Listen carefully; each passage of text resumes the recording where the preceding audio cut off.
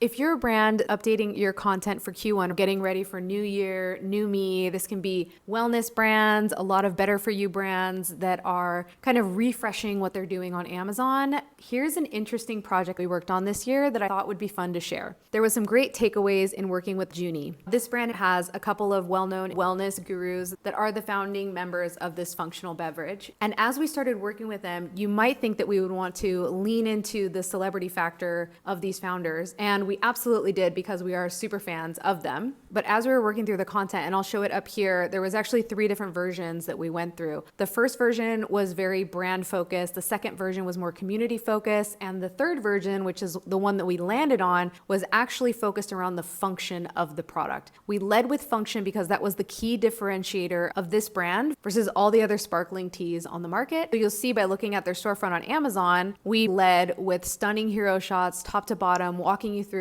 all the key differentiators of the product. We anchored with a bit of storytelling about the brand founders. We used this as the exclamation point of the content. We didn't lead with it because a shopper can't trust the product if they don't even know what it is yet. So we had to introduce the product, show its function, have people identify with the brand and see this as part of their lifestyle by looking at the stunning imagery. And then we bring them in with more factors like community and founder anchored at the bottom of the content. And this is actually a really solid strategy for most brands. You want to start with a USP at the top of your content, something really strong, hard-hitting that's going to introduce your product and have that header be something so unique that it separates you from the pack. Then you can break down your product and your brand as you go, building trust with things like media mentions or testimonials from clients. And a key tip for your storefront is making sure that your product assortment is very easy to understand. In this case, we wanted to have caffeinated and decaffeinated products very clearly identified. If you have any UGC content, you definitely want to build that in. And if you have some notable founders or a great founder story,